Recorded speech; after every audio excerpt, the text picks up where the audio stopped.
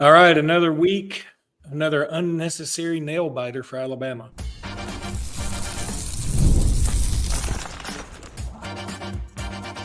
You are Locked On Bama, your daily podcast on the Alabama Crimson Tide, part of the Locked On Podcast Network, your team every day. Hey, everybody, welcome back into Locked On Bama, AHSA's radio network. Luke Robinson, that's me. Bama Online's Jimmy Stein, that's him. This episode is brought to you by FanDuel, and we'll talk about FanDuel in a bit. I want to welcome all the everydayers. I want to welcome the post-gamers and the newbies and everybody else. Appreciate you making us your first listen after games and every morning. Jimmy, that was rough. I don't know what else to say right now, but I think people are losing confidence at a fantastic speed in this staff. Now, right now, the guy, first of all, Alabama won. So, yay. I mean, we're all excited about that, right? And if you want to say, oh, God, y'all are so spoiled, a win's a win, very true as well. But I can't really say with 100% confidence that we deserve to win that game. And after the first drive, I thought, okay, here comes Alabama. We sort of got it rolling. And then I'll tell you where it all started for me. I got so much to say. It all started for me on the second drive when Jalen Milroe missed Ryan Williams on what would have been a probably 80-something yard touchdown. He just missed him. And if he connects that, it's 14-0, and I think it's Katie barred the door. And instead, he missed him. And next thing you know, South Carolina's right there. Yeah, it's real frustrating. I think what's the first half, they played defensively pretty well until the last couple minutes of the first half. That's when the game really unraveled on Alabama, and Alabama never got it back. That final 2 minutes of the first half was really ugly, and then it carried over to that first South Carolina drive in the second half that looked very Vanderbilt-y, with that 8-minute drive that scored and really changed the whole complexion of the game in that second half. But until that point, Alabama had not even given up a third down conversion in the game. South Carolina had rushed for something like 40 yards on over 20 carries. Alabama hadn't been giving up much, but then all of a sudden they did. And the second half I thought was extremely poor defensively. And the offense did just enough to win the game, but scoring 27, 28 points at home against South Carolina is not a good performance. It's okay, but it's not good. And the defense overall today, last week I gave them an F-. I'm bumping that up to a D- because they won the game, but that was a D- performance. And I have zero confidence in the defense getting a stop with the game on the line right now. Zero confidence. Now, we'll talk about the Tennessee game later in the show, but that's kind of where I am with this team. I think the offense is okay. The defense is abysmal. You're muted. You're muted. Of course, I would make some sort of a joke, but I'm sort of in a bad mood. Not in the mood. Here's the deal. You talk about the defense and a D-. I had a tweet where I said, I think Womack needs to be in the booth. Not the one up in the front of the stadium. I'm talking about the old bar that used to be on University Boulevard when I was in school. That's where he needs to be, serving drinks at the booth. I'm not giving up on Womack. You got me out of my mood. That was funny. I'm not giving up on Womack. I am going to give up on calling him Womack. He is now officially Womack. And it's there's no other way to say it. The defense is playing god awful. And something's got to change. And I mean, obviously, Dexter Wright says defense played better. I mean, they played better enough, but this is a South Carolina team that is offensively challenged. I disagree. I mean, I know what he's saying in terms of points and maybe yards. I get that. But see, I sort of sold myself last week. I was writing off some of the defense like, hey, defending the triple option's hard. You can't really prepare for that in a week. It's hard to simulate. People don't need to make too much of Alabama's failures to defend the triple option well. South Carolina doesn't run the triple option. They sort of play straight up. Frankly, their offense is a little bit like Alabama's. And it was still abysmal. It was still abysmal. So I'm not sure the defense was better today than last week, because today they're playing a team that just sort of plays straight up with a quarterback who's not special. Diego Pavia is special. Lenore Sellers is promising, but he's not a special player. Not yet. He might be down the road, but he's not yet. He's Jalen Milroe to me 2021, before Milroe is ready to be a starter and a dynamic star in this league. I think Sellers is kind of on that track, but he's way behind. He just needs more experience and playing time. Pavia is going to make plays against anybody. Pavia would make plays against Ohio State, Texas, Georgia, all of them. Again, I give the defense a D- today. I give the offense a C. Yeah, the offense really could have been a whole lot better. Frankly, on the interception in the end zone, Ryan Williams was wide open on the other end, wide open. And Milroe just didn't see him. Now, maybe he was seeing ghosts because he had so much pressure all day long. The offensive line deserves some non-passing grades. They played really they poorly. had a legit tough matchup. They had a legit tough matchup. South Carolina. You and I warned everybody. We told y'all this pass rush ain't a joke at all. Not a joke at all. As good as Tennessee is, and they're good. I'll be talking all week about how good they are. South Carolina's defensive line and their defensive line play is as good as anybody's in this league. As good as Alabama, way better than Alabama right now. But what I mean is South Carolina's defensive line is Georgia. It's Tennessee. It's LSU. It's as good as anybody's. So I'm not terribly concerned that Alabama's offensive line wasn't as good today, because I kind of expected it going in. But I will admit they should have played better than that. It should have been better than that. But again, South Carolina has legit dudes. Kennard, Dylan Stewart gets a lot of attention. He's a freshman. Kennard, Kyle Kennard is one heck of a football player. He's gonna make a lot of money playing on Sundays. Absolute unit. Now, couple of things. Dexter Wright pointed out, and I appreciate Dexter. He joins us like all the time. Dexter, you're the man. You're a good dude. But Dexter said that, hey, Oklahoma is hanging with Texas right now. The game has changed. Money, money, money. True in a sense, and it's not the sense you think. It's not the sense of, hey, Oklahoma has bought as many good players as Texas or whatever, or Vandy bought as many as Alabama. I think it's more about the players are maybe sometimes so focused on their own financial gains and resources that maybe they don't put the mental fortitude into the game. I don't know. Well, I don't know this. I will say this. This is where Dexter is dead on. And maybe I'll get in trouble for saying this. I don't mean to. But in this NIL world we're living in, because we're living in this NIL world, I mean, is Dylan Stewart, Nick Harbor, and Kyle Kennard playing for South Carolina in 2018?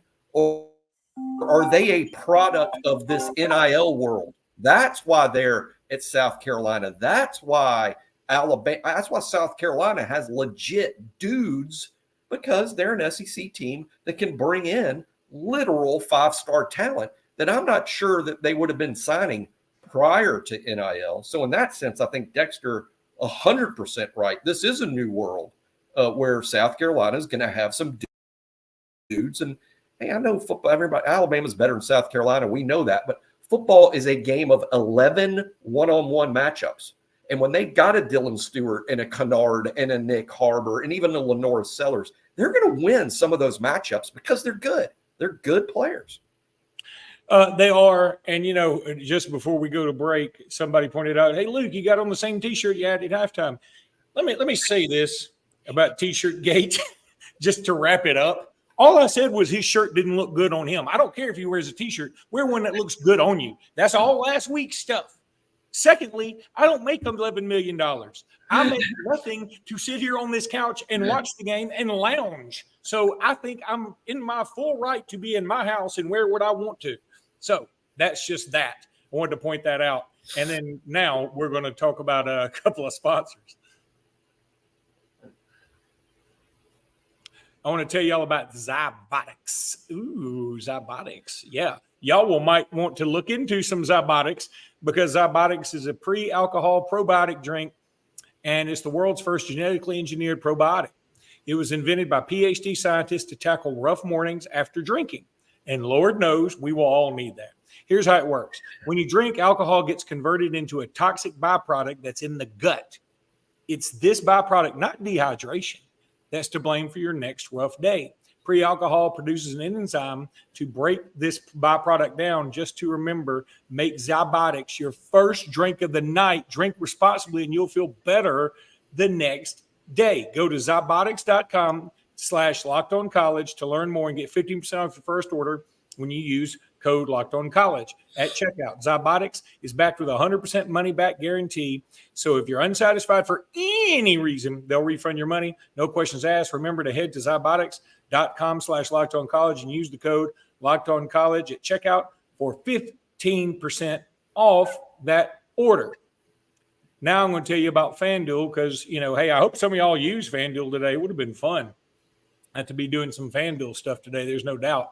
NFL fans, tomorrow you can get into on the season with a big return on FanDuel, America's #1 sportsbook. So when you get a hunch in the middle of the game and it's not gas, you can check out the latest stats, view live play-by-play, and so much more on the same page where you place your bets.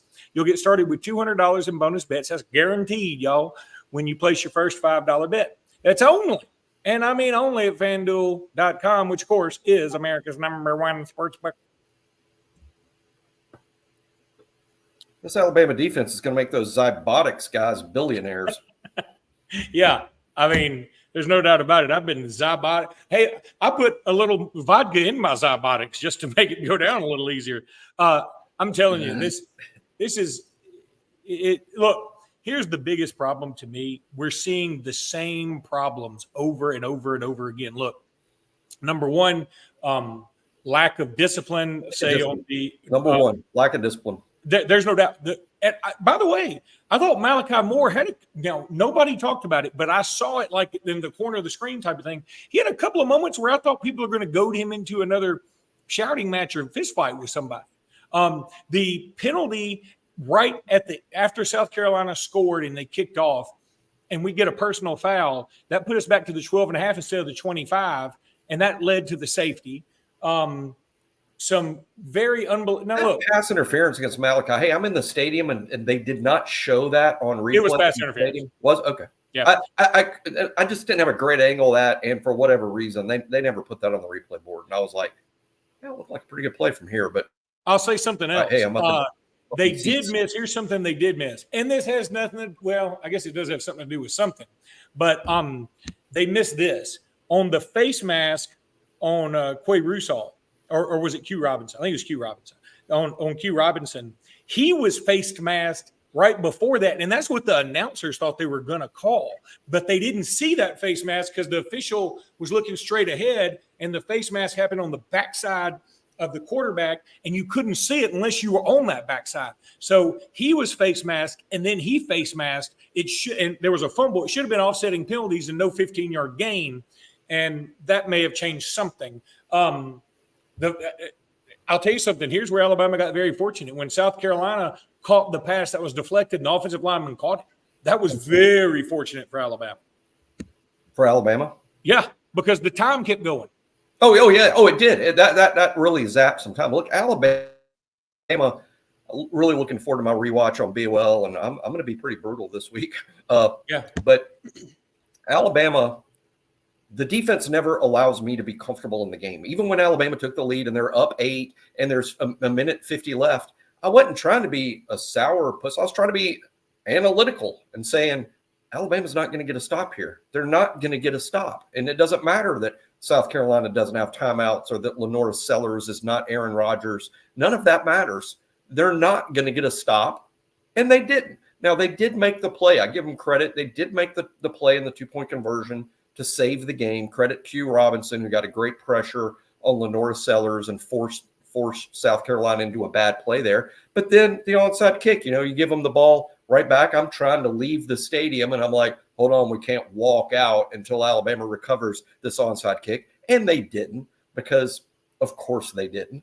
And it's just very frustrating. But they did win the game, and it was an SEC win over a team that has several difference-making really good players. And I don't think we should just dismiss it.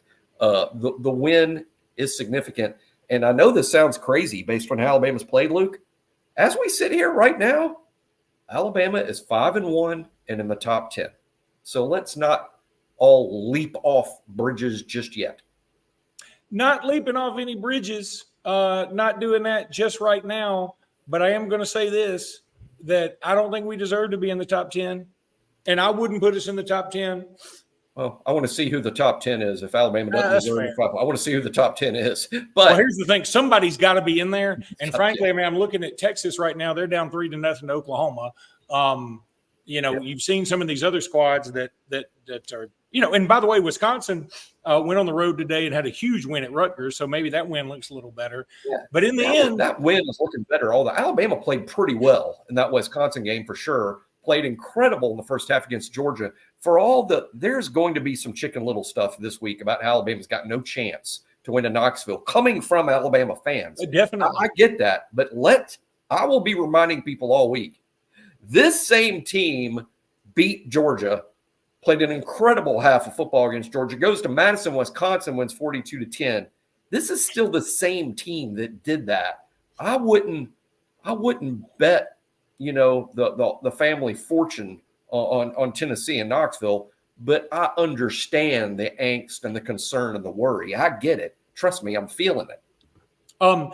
No Serfdom. Hey, what a name. He says Jackson should not have tried to return that 40, 50 yards. Agree 1,000,000%. See, this is why I can't coach. It's why. No. I'm fine with it in the sense that it did run the clock out.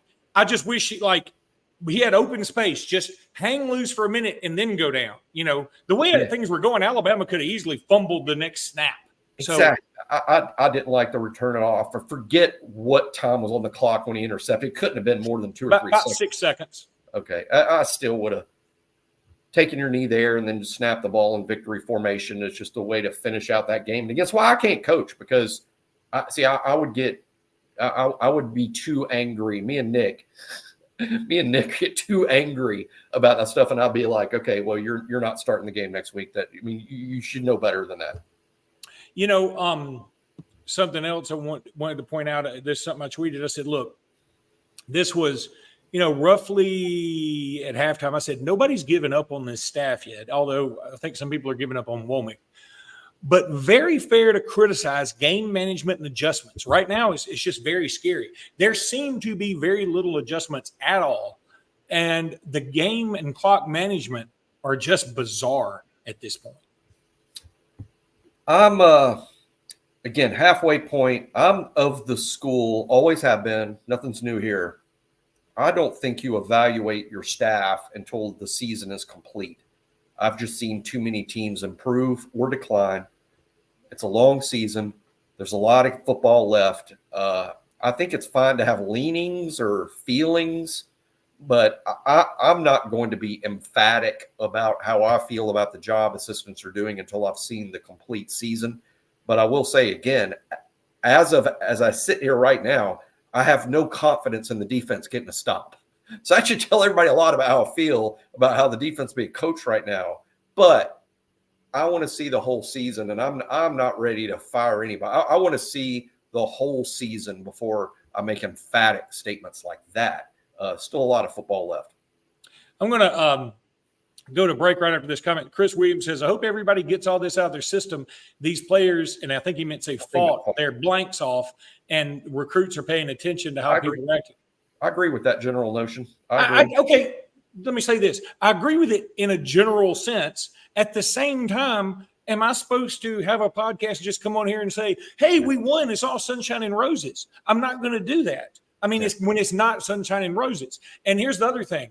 Recruits are watching everybody. If they're watching Texas right now or reading any Texas message boards, the recruits are taking that into account. If you're a recruit being recruited by Auburn, you're like, oh, my God, this team can't beat anybody. So, I mean, it happens to everybody. Our job here isn't to be a cheerleader. It's to be an umpire. It's to be an umpire. It's to be an umpire. And you call the balls and strikes. We're calling balls and strikes. And if it's not a strike, we're going to say it's not a strike. And Alabama right now is playing very poorly. And does that mean all is lost? Does that mean everything needs to change? No, but they are playing very poorly defensively. Offensively, I would say they played okay. Okay's not good enough, but they played okay on offense. They did enough things on offense to win the game. But gosh, the defense has been poor against Vanderbilt and South Carolina. What do you think it's going to look like against Nico Iamaleava and a really good Tennessee run game? Hey, really good Tennessee run Tennessee's game. pass rush is as good as South Carolina's. It's up there. Yeah, I mean, James Pierce is as good as Kennard and Dylan Stewart, if not better. I don't know that Tennessee's got as many dudes or as depth, but Tennessee's defensive line's very, very good. Very good. They're difficult to beat because Tennessee's good on defense and they run the ball. Most teams that are good on defense and they run the ball, you're like, well, they probably don't have a quarterback that can make plays. They do. They got that too. And they're going to be fired up like the Dickens for Alabama coming to town because I need to tell everybody. I know you're about to say something, but well, I got okay. I'll go on and on. Yeah, I know you could. I've been around you. So look, with Robinhood Gold, you don't need a silver spoon to eat up the financial favors of the 1%. Robinhood Gold allows others to get the rates and perks usually reserved for high society. Now the resourceful individual, the Robinhood Gold, can earn the very liberal rate of 4.5% APY on uninvested cash, receive unlimited 1% deposit bonuses, and be rewarded with a handsome 3% retirement boost on an IRA account. Robinhood Gold provides the privileges of a high net worth for any net worth. These generous benefits are now available for only $5 a month, y'all. The new gold standard is here with Robinhood Gold. Sign up at Robinhood.com/gold. Terms apply. For product-specific disclosures, visit Robinhood.com/gold. Investing involves risk. Rate may change. Gold membership is offered by Robinhood Gold, LLC.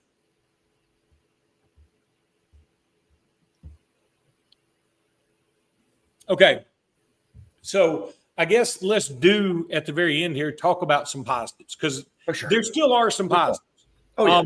They won the game. They won the game. I'd start there. They won the game against an SEC opponent, that's got a lot of good football players. That is a great positive. Jeremy Bernard making people sick. That's the new thing, is going to stick. And Jeremy Bernard, I'll say this though. Somebody brought out loud. I LOL every time you do that. I'm going to say this. Somebody brought up a great point, and I'm glad he didn't do it in the sense that I bet on the over. But he said Jeremy Bernard should have slid down right at the 1 yard line. I understand the thinking. And yes, that would be something very, very smart to do. In the moment, I think he did what most all of us would do. It would take, Alabama had struggled so much, to not cross the goal line there might have been an issue. I mean, what if you fumble on the 1 yard line? Yeah, when you do try to score. I mean, I get this. Even Tim Watts, my good buddy Tim Watts, he suggested he thought Bernard should have gone down on the one. I say score the football, score the ball, score, get a lead, and leave it up to the defense to make a stop. They should be able to do that. By the way, I hate it when people say we should score the football. Or we should score the basketball. You did say that. I did say it. I've said it about 3 or 4 times in my life, and each time I've said it, I've been criticized, probably correctly. But yeah, people don't like it when I do my score the football thing. How come you can say score the basketball, but you can't say score the football? Why is that a thing? Look, he says, Jimmy and Luke, what are you talking about? Carolina was out of timeouts. I agree. And if he had taken a knee, I think it's fine. I also think it's fine that he ran out with a lot of green space and he ran the clock out. I don't hate that move by Damani Jackson. I don't hate that move at all. So I did hate it. I did hate it just because I sit around expecting disaster. Yeah. But or maybe he was talking about when Jeremy Bernard crossed the goal line. I don't know which one he was talking about. But, yeah, that's what I was talking about. Jeremy Bernard, when he was crossing the goal line, before he crossed the goal line, if he had slid down, that would have been the smart play. There's no doubt about it. But I also understand in the heat of the moment, that's tough to think about. So that's all we're saying. look, in the end, Alabama does get the win. It's a survive and advance. I mean, Right. college football is becoming more and more like college basketball in that sense. Survive and advance, get the win. Because I want to tell you something, you lose this game, you can just go ahead and say, we ain't, number one, forget the playoffs. We might lose 4 or 5 games. The season was on the line. On that, Yeah. even the 2-point play that Q Robinson deserved, because, we started off this segment with let's talk about the positives. Here's a great one. 2-point conversion, season on the line. Q Robinson got a big pressure there that forced Sellers into making a really bad throw.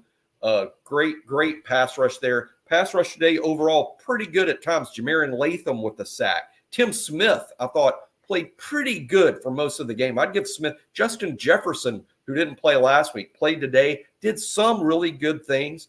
Damani Jackson comes out, and boy, I'm supposed to be talking about positives, and this gets me because I brought this up earlier, Luke, earlier this season, and it took some criticism for saying this, but I said, I'm not a huge fan of playing so many players because at some point you're going to get burned and you don't have your best player on the field. I don't know that it was Zay Mincy's fault on the fourth down touchdown. I don't know that it was was Zay Mincy's fault. It might have been Malachi or somebody in the back. That was a bust.